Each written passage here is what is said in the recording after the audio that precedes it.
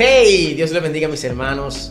Bienvenidos a este espacio, un espacio donde vamos a estar hablando de la palabra de Dios, un espacio donde vamos a tocar temas de suma importancia dentro del ámbito eclesiástico y fuera de la iglesia. Entonces, estoy acompañado hoy de mi hermano y mi amigo Franklin Romero. Adelante, Franklin. Bien, en el día de hoy vamos a estar hablando acerca de un tema bien interesante para la iglesia y para todas las personas en sentido general, que es el tema de la gracia. Y yo quisiera introducir con una frase de R.C. Sproul que dice: la gracia de Dios es tan poderosa que tiene la capacidad de superar nuestra resistencia natural a ella, significando esto que a pesar de que querramos de alguna forma resistirnos al poder de la gracia, no hay manera de hacerlo. Ahora quisiera yo preguntarte, Raymond, para ti, ¿qué es la gracia y cuál es la importancia que la misma tiene? Mira, la gracia es un regalo. Hay que primero denotando que la gracia es un regalo, es un don que Dios le da al hombre como tal a través de su Hijo Jesucristo. Y es por ende que es de suma importancia, porque a través de esto es que podemos nosotros tomar participación en el tema de la salvación. Si una persona no conoce, no acepta a Jesús como tal, no podrá ser beneficiario de la salvación. Es la gracia que nos hace a nosotros. Imagínate en el tema alegórico que la gracia es como si fuese un teléfono digital que tú recibes. Yo te hago este regalo, tú recibes el regalo, pero hay un problema, que te falta el chip, conectarlo a una red. La gracia te da la conexión con Dios para tú poder estar perteneciendo a la red del reino de los cielos, donde a través de esto Dios te va a hablar y te va a beneficiar de muchas aplicaciones, por decirlo así, en ese ámbito, y tú podrás ser partícipe y compartir también de lo que Dios te ha dado a través de esto. Es por eso que la gracia es un don, es un regalo que el hombre no tiene mérito en sí mismo de decir: yo alcancé la gracia a través de un sacrificio. Por eso Efesios 2:8 dice: porque la gracia sois salvos por medio de la fe, y esto no es de vosotros, sino don de Dios, para que nadie se gloríe. La única gloria que puede tener el que recibe la gracia a través del Señor Jesucristo es decir: en un momento yo estuve esclavo y Dios me hizo libre. Ese es el único mérito que podemos tener de recibir este regalo que Dios nos dio a través de la gracia. Permítame igualmente acompañarte y dar una definición que está en mi libro Evangelismo a 180 grados, que dice que la gracia es el regalo otorgado por el Elión a toda la raza humana, sin que ésta haya hecho algo, tenga méritos para ganarse siquiera su atención en todo lo que en aspectos generales o particulares pudiese decirse. Romanos 3, 24 al 25 dice: siendo justificados por su gracia, sin merecimiento alguno, mediante la redención que tienen en Jesús el Mesías, a quien Dios ha puesto públicamente como sacrificio expiatorio por su sangre a través de la fe, como evidencia de su justicia, a causa de haber pasado por alto Dios en su paciencia los pecados pasados. Significa que la gracia es ese espacio en el que Dios demuestra por medio de Jesucristo de que nosotros tenemos justificación por medio de la fe en Él, y de alguna manera ese aspecto, vamos a decir así, abarcador, poderoso, glorioso de la gracia nos permite a nosotros como individuos tener acceso al Padre. Franklin, quizás muchas personas se pregunten cuál es la diferencia que existe entre la gracia y el libertinaje, porque en la actualidad hay muchas personas que no saben hacer la diferencia entre lo que es la gracia y lo que es el libertinaje. Y estamos viviendo, vemos personas cristianos de doble ánimo navegando en dos aguas, y a veces tú quizás le preguntes cuál es la diferencia y como tal no te saben responder. ¿Qué tú me opinas en este sentido, en este contexto? Hay un versículo bíblico base para esto y dice: todo me es lícito, mas no todo me conviene; todo me es lícito, mas no todo me edifica. Indicando esto, que nosotros pudiéramos hacer cualquier cosa, sin embargo no es conveniente.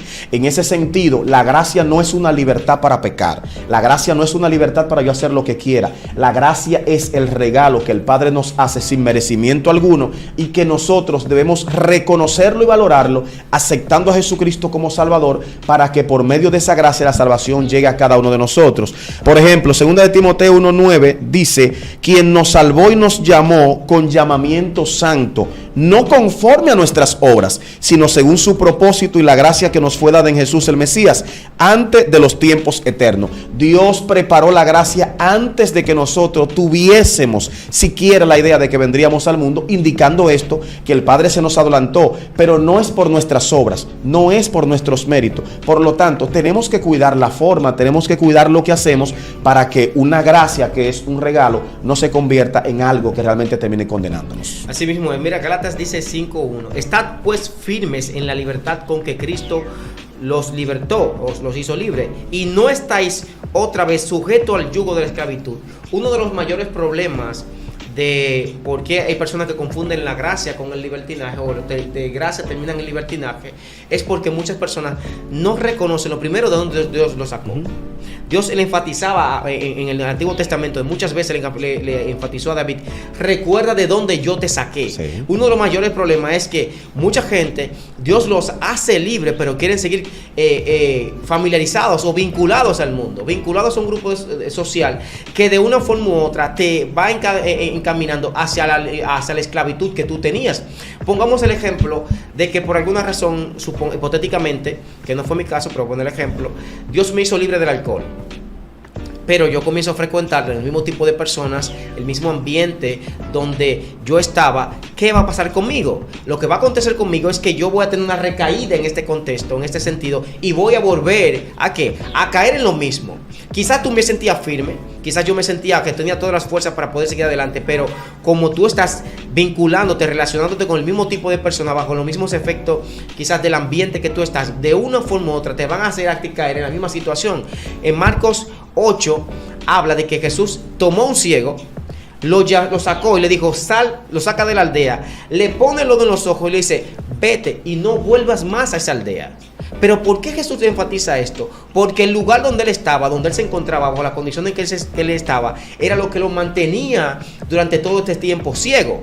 Y muchas veces Dios te saca de la aldea, te lleva a una pradera, te pone en sus brazos, en un lugar de refugio, en un lugar agradable, pero a través del tiempo, la misma vinculación con las personas,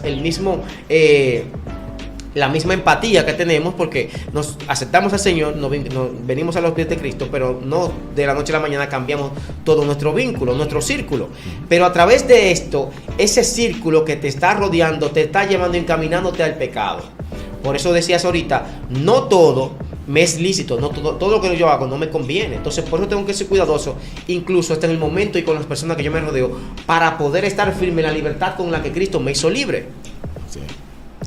Bien, qué interesante ese punto, y quisiera en ese apartado hacerte la siguiente pregunta inmediatamente, y es con relación al aspecto de la ley versus la gracia. ¿Cuál es la diferenciación principal que nosotros pudiéramos, verdad, a esa audiencia que nos sigue, que nos va a estar, verdad, siguiendo y consumiendo este contenido cristiano? ¿Cuál es la diferencia principal que existe entre la ley, o las diferencias principales que existen entre la ley y la gracia? ¿Cómo nosotros sabemos cómo se manejaba la ley, cómo se maneja la gracia, y cuáles son las virtudes de una y de la otra? Mira, la ley, si vemos la ley, y quizás pensamos que la gracia no existía en el tiempo de la ley, y sí, ahorita vamos a tocar algunos tópicos con algunos personajes que de una forma u otra vivieron bajo la ley, vivieron bajo la gracia.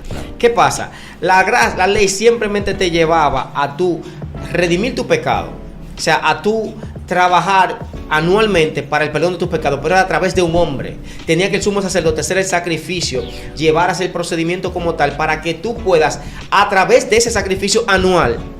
Pero ¿cuántas veces uno no peca en el año? La ley te limitaba simplemente a tú recibir un beneficio, por decirlo así, cuando tú hacías el sacrificio como tal. Y una vez al año el sumo sacerdote lo hacía. A diferencia de la gracia del Señor Jesucristo, una vez que aceptamos a nuestro Señor Jesucristo, somos partícipes junto con Él en su mesa. Automáticamente yo puedo que caiga en una situación de pecado. Yo no tengo que esperar un año para arrepentirme. Yo no tengo que esperar un año para yo aceptar ese beneficio de la gracia, sino que la gracia me da la oportunidad de yo acercarme confiadamente al trono de la gracia y recibir misericordia de Él, como dice Hebreos 4:16.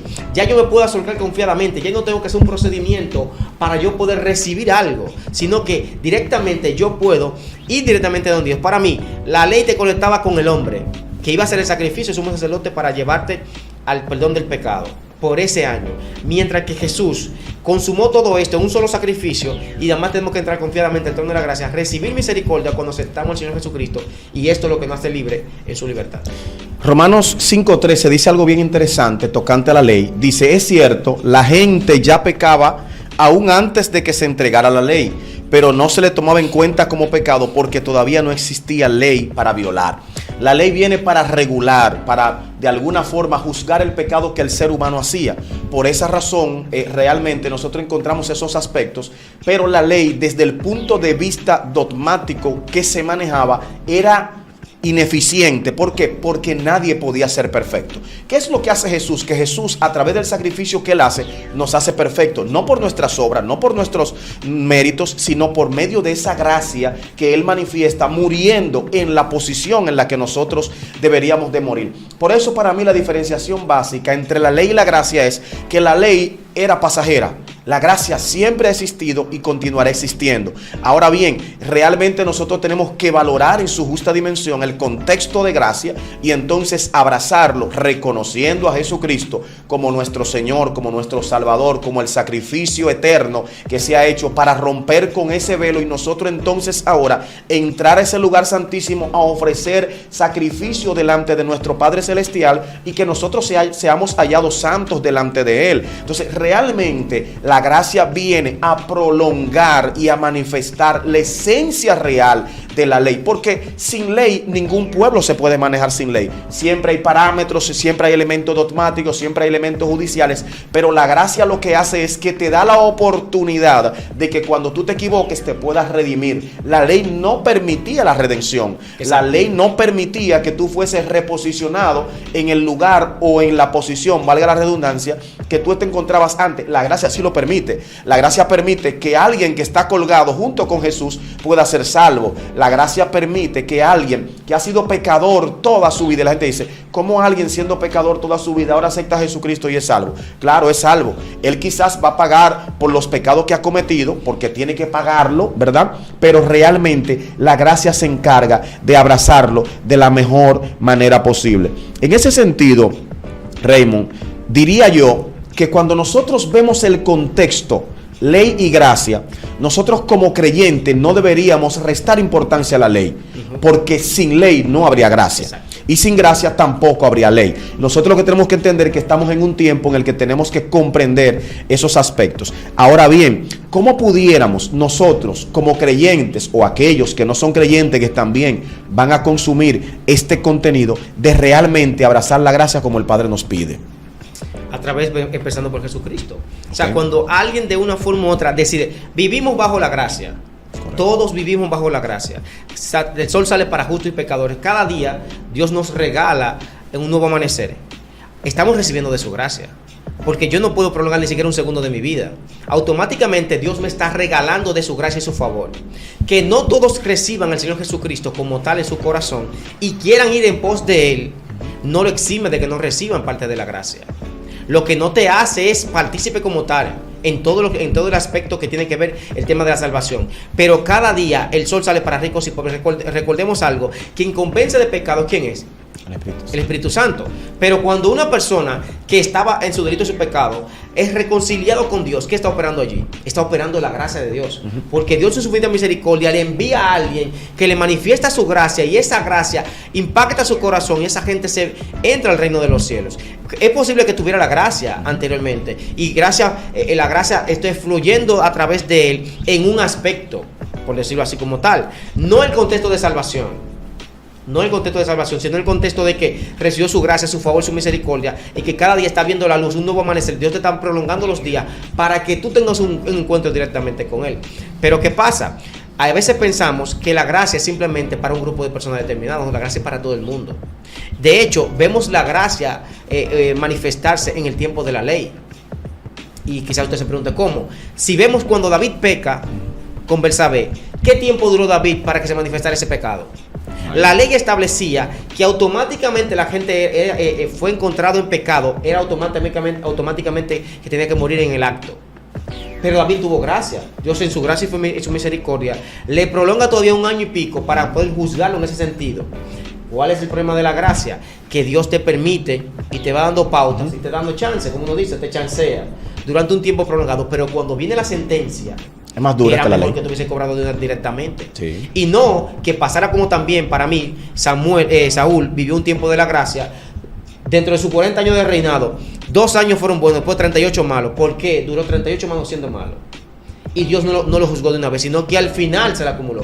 Dios le dio chance o le extendió su gracia para que a través de su gracia hallara misericordia, pero no fue así, porque Dios le permite a las personas a través de su gracia reconocer que están mal para que se puedan arrepentir de su situación, pero muchas personas obvian esta gracia y lo que terminan es cayendo en situaciones delicadas. Hay un aspecto bien importante que la gracia toca y lo dice Romanos 5, 1 al 2, y es este: por tanto, habiendo sido declarados justos por la fe, tenemos paz ante Dios mediante nuestro Señor Jesucristo. A través de Jesucristo alcanzamos paz.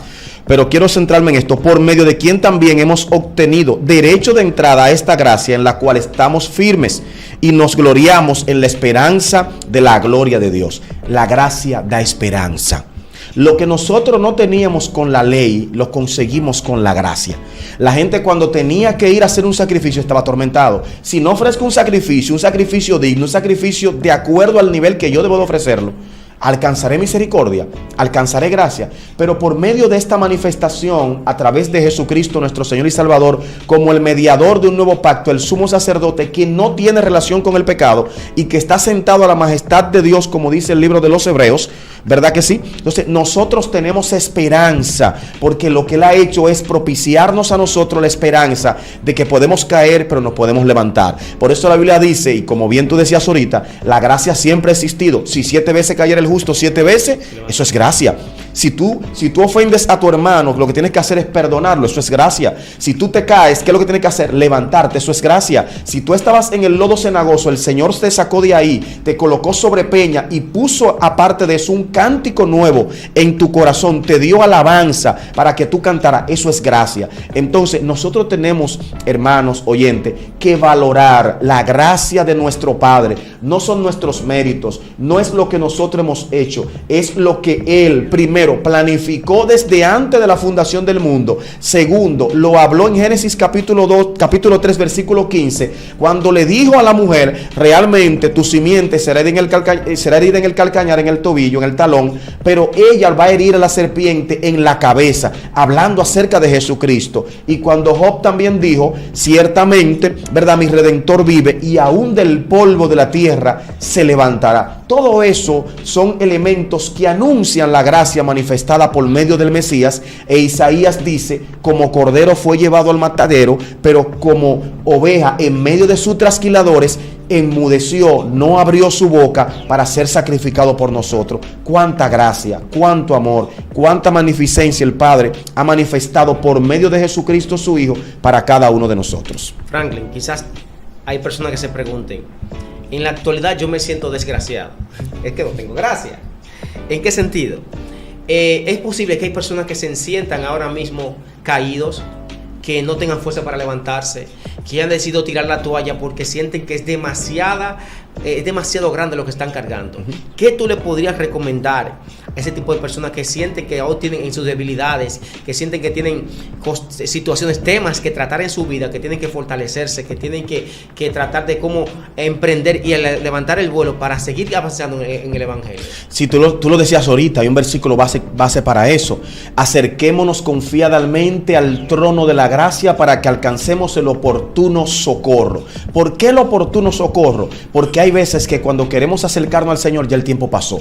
Entonces, ¿qué pasa? La gente tiene que acercarse a Dios en su momento de dificultad, de debilidad. Una de las cosas que Satanás más le ministra, principalmente a la gente descarriado, es: tú no eres merecedor. Tú estabas en el Evangelio, tú cantabas, tú adorabas, tú predicabas, y mira ahora cómo tú estás en el mundo. Tú eres una basura, tú no sirves. Mentira. Esa conmiseración no debe abordarnos a nosotros, porque Cristo murió una sola vez y para siempre, para que nosotros tengamos acceso al lugar santísimo. Un versículo bíblico muy mal interpretado es aquel que dice que Dios no oye la oración del pecador, pero si éste se arrepintiere, a éste él escuchare. Realmente está hablando ahí de alguien que peca de manera deliberada, no alguien que peca ocasionalmente. ¿Por qué? Porque todos nosotros estábamos un día en el mundo y el Señor nos escuchó. Y lo más importante para esto, yo siempre lo digo en mis mensajes evangelísticos: un hijo deja de ser hijo porque se vaya de la casa del padre.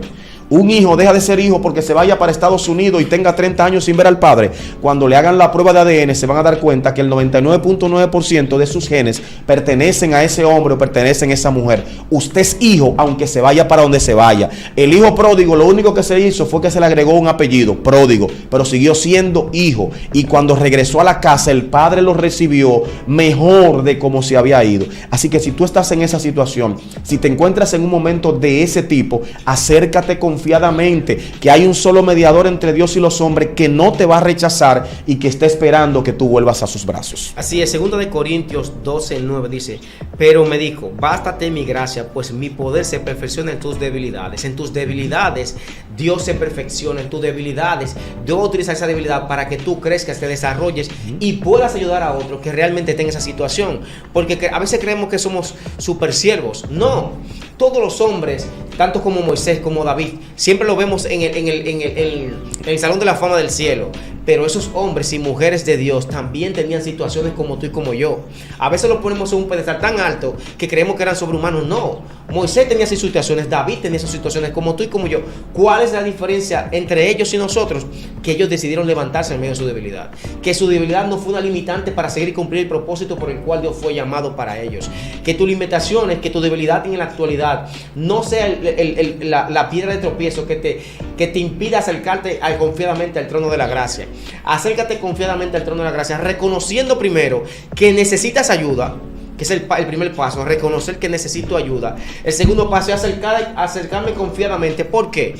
Porque no es con Franklin, no es Franklin que me va a salvar, no es Franklin que me va a ayudar. Franklin puede ser el medio que Dios use para arrastrarme, traer una palabra a mi corazón y restaurar mi vida. Pero de no ser así, yo tengo que ir confiadamente ante el Señor, reconociendo que Él es bueno, que es misericordioso, así como dijo el hijo pródigo: e iré a la casa de mi padre. ¿Por qué él dijo e iré a la casa de mi padre? Porque él sabía que independientemente de que él sea mal hijo, él tenía un padre que era bueno. Y que sabía que aún independientemente de lo que él haya hecho, él podía volver a la casa de su padre, que su padre estaría esperándolo. Dice la Biblia, dice en esa parte, en el contexto bíblico, que el padre todos los días se paraba en la puerta, esperando, sabiendo que su hijo iba a regresar. ¿Por qué? Porque él sabía el hijo que tenía. Aunque su hijo haya tenido debilidades, aunque su hijo de una forma u otra tomó una mala decisión, él sabía que su hijo reconocía y le había dado el suficiente amor para que volviera a los brazos del padre. Mi incitación el día de hoy es que, independientemente de la situación que tú te encuentres, vuelve a la casa de tu padre. Independientemente de la situación que tú estés ahora mismo, vuelve a la casa de tu padre. No importa que tú estés comiendo algarrobas o tengas la intención de comerla. No importa que tú estés ahora mismo fuera de una situación tan grande que tú crees que no podrás salir. Cuando nos acercamos confiadamente al trono de la gracia, al trono, y nos aferramos a lo que el Padre tiene para nosotros, hallaremos misericordia y reconozcamos que independientemente de lo que estemos pasando, el Padre está allí con sus brazos abiertos para recibirnos. Romanos 5:18, y con esto terminamos este tema tan maravilloso. Por tanto, así como por medio de una transgresión vino la culpa a todos los hombres para condenación, así también por medio de un acto de justicia vino la gracia a todos los hombres para justificación de vida. La gracia te abraza en el momento más oscuro, en el lodo cenagoso, cuando nadie te quiere, cuando nadie le importas. Al Padre que te trajo y que te dio vida, tú le importas. Por eso abracemos la gracia, porque esa justificación de vida a través de Jesucristo ha venido para que nosotros tengamos una gracia, como yo digo aquí en el libro Evangelismo a 180 grados, una gracia exuberante, una gracia abundante, una gracia inmerecida, pero una gracia que resuelve todas nuestras situaciones, por difíciles que sean. Gracias por seguirnos, consuma nuestro contenido y esperamos sus comentarios también ahí en la cajita de comentarios. Bendiciones.